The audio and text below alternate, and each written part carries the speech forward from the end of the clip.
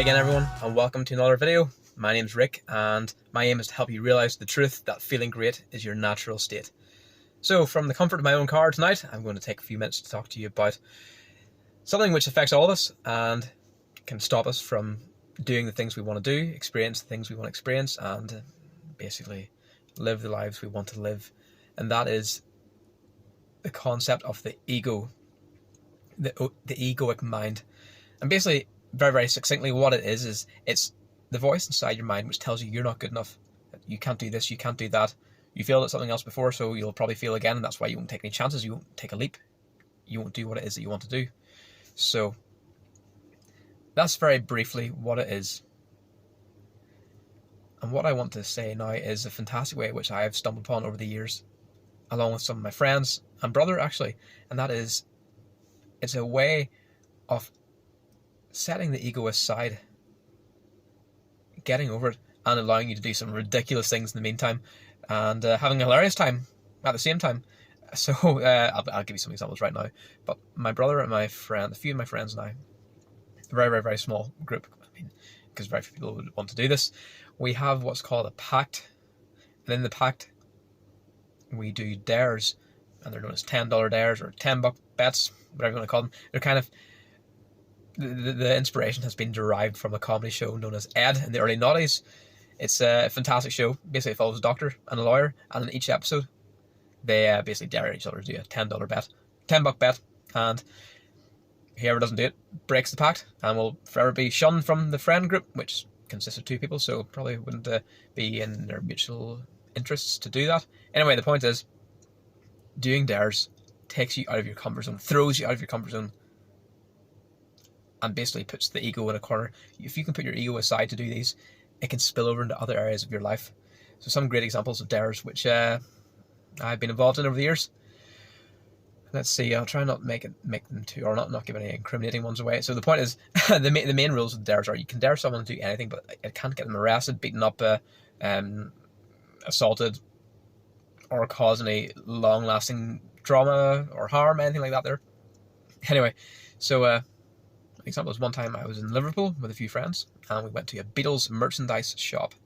So I don't know if you've ever been to a Beatles merchandise shop, but what they tend to have in Beatles merchandise shops is a lot of, as you could probably guess, Beatles merchandise. Anyway, so I was dared to go up to the cashier. He was a middle-aged man, probably in his late 50s.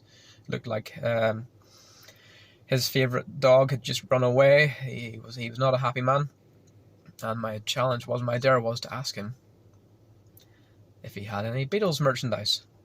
And you can imagine the look of shock, confusion, and ultimately pity, because he believed I was not very smart. And I asked him, excuse me, but do you happen to have any Beatles merchandise? And he just looked up. And he said, what? And I said, at this point I was looking down, I couldn't really make eye contact. I said, Beatles merchandise, like I don't know, maybe some Beatles t-shirts, or maybe a Beatles mug, something like that there. And there was literally a Beatles mug 5 inches from me on the table, the desk, the countertop. And the guy thought I was obviously from like La La Land, something ridiculous. He's like, jeepers, this boy, he's a penny or 2 short now. He's there's not a lot going on upstairs. And I was like, no, just say it, just tell me so I can leave and go. And they said, son, look around you. And I did. And then as if I only saw it the first time, I said, so there is, yeah, thanks, thank you, much appreciated. All the best, have a good day. And I left the shop, and I waited outside for about 10 minutes for my so-called friends to come out and, well, give me the $10 because I did the dare. So yeah, that was just one example, and it was just so awkward, but it threw me out of my comfort zone. I had to swallow my pride in order to ask such a ridiculous question. And it's one I would do again, because it was so much fun. I mean, you get like a high from it.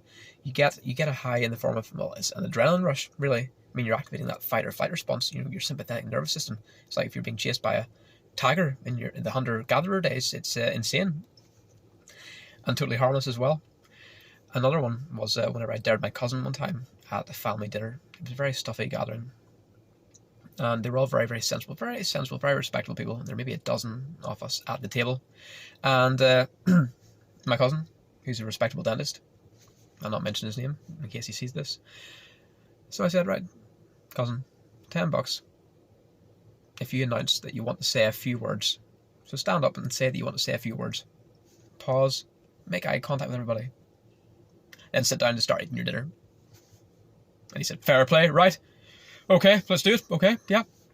And fair play, he did it. Poor boy, they all thought he was a bit of a, well, like me, a bit of an idiot, obviously. I mean, because only an idiot would want to do this, probably. But he really milked it. He milked it well. He tapped his crystal glass as he stood up and announced to the whole room with grandiose in his voice. He said, excuse me, everyone, may I have your attention for a few moments, please? I would like to say a few words.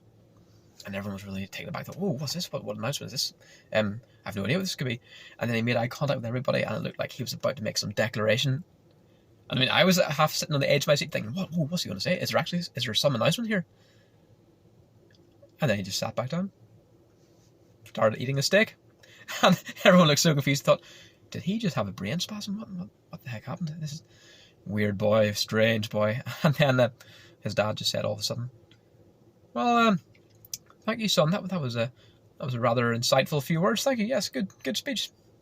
It's more like a attaboy, pat in the back, the lights have just gone out. So anyway, so those are just a couple of examples of many examples of different dares. And the underlying benefit is all the same. Whenever you do a dare like that, you go out of your comfort zone. When you go out of your comfort zone, you're in an area of growth, personal development. You can set your ego aside, and you can actually live in the moment and do things you wouldn't normally do. And have some funny stories to tell as well, all your friends down the line.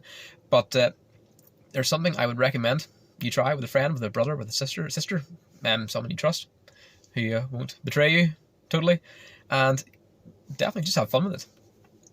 If you have any fun examples of dares at all that you've done yourself, and you happen to see this video, then please by all means share it underneath. And as always, thanks again for watching. All the best and take care.